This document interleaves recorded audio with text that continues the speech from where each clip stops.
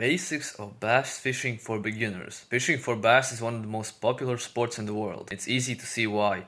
Bass live in almost every lake, pond, and river, and they put up a great fight when you hook them. If you want to become a better fisherman, you do not need super expensive gear. You just need to understand how the fish think, how they live, and how to pick the right bait. Understanding the fish. The most important thing to know is that bass are cold-blooded. This means their body temperature matches the water around them. When the water is very cold, like in the winter, the bass slow down. They do not swim fast and they do not eat very often because they do not use much energy. When the water warms up in the spring and summer, their bodies speed up. They get hungry, they swim faster, and they strike at baits much harder. If you are fishing in the cold water, you have to reel your bait in very slowly. If you are fishing in warm water, you can move your bait much faster. Where bass hide. Bass are predatory fish, which means they like to hunt other small fish, bugs, and crawfish. To do this, they use camouflage and hiding spots.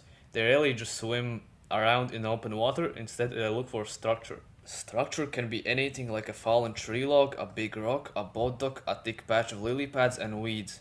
They hide in those dark spots and wait for smaller fish to swim by. Then they jump out and grab it. When you are casting your line, you should always try to throw it right next to these hiding spots.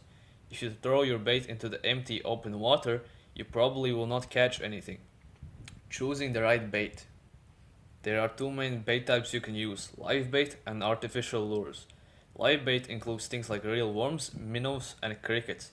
This is great for beginners because real food always tastes good to a fish. Artificial lures are made of plastic, wood, or metal. There are hundreds of different kinds, but you only need a few basic ones to start.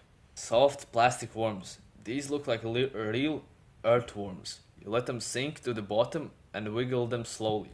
This is one of the best ways to catch a bass when they are being lazy. Spinner baits. These are metal blades that spin around and flash in the light when you reel them in.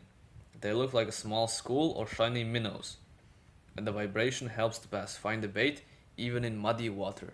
Topwater lures. These are wooden or plastic baits that float on top of the water.